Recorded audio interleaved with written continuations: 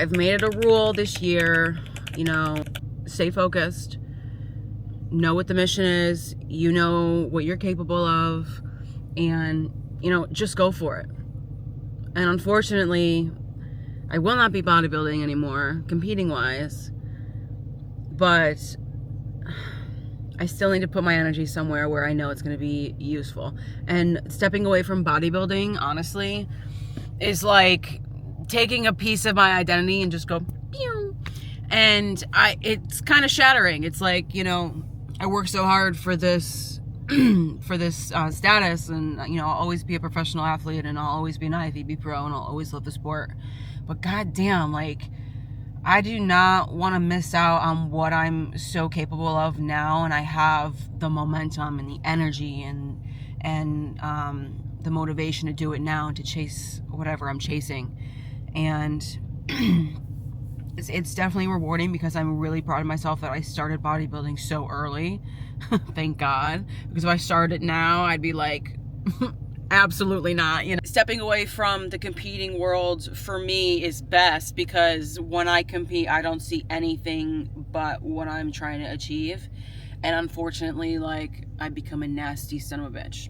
I do. And it's okay. It's fine. I'm going to admit that. But I lose myself, and I'm only, greedy for the win, and I'm greedy for this, and I get so discouraged when it didn't go my way, and I become such a baby. I become such a baby, because I want to be so extraordinary. I want to be special, but, that has a whole nother, explanation about my upbringing, and that's a whole nother topic of conversation. So, for me, at this point in my life right now, we're there. I know exactly what I want. I know exactly what I'm going to chase, and I know exactly how I'm going to do it, and where I'm going to be, and where I want it to go, and how to scale it, and this, that, and the other. And the best part is the learning process, because I don't know what the fuck I'm doing. I honestly wanted to build something of my own, have a brand. There are two things that I love: animals and coffee. So why not combine the two? And working in rescue, even the past 8 months, 9 months now, I've seen one big problem, and that's secure funding. One donation is great, but a sustainable funding income would be wonderful, and it could really maximize these rescue efforts. So I'm trying to create that bridge.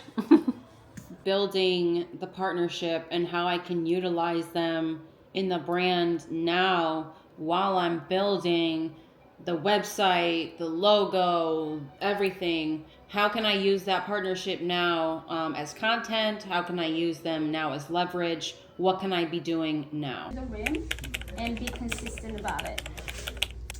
It has to be uniform. And once we pour water, we're gonna wait about 4 minutes before we break this crust.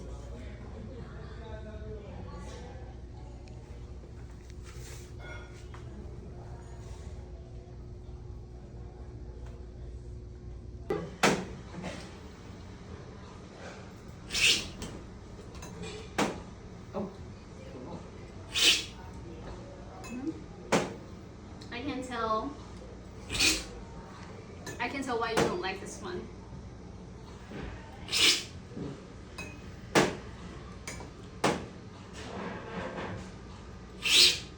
So I went right to work. After that cupping class, I was so motivated. I grabbed every coffee off the shelf at Whole Foods, and I did exactly what I was taught at the cupping class. With the help of Bruce and my other cat captain, I went right to taste testing, analyzing the cans, the labels, what it meant to me, what it looked like to me, the tastes, everything. I wrote it all down. I took notes of every single thing, and I took pictures.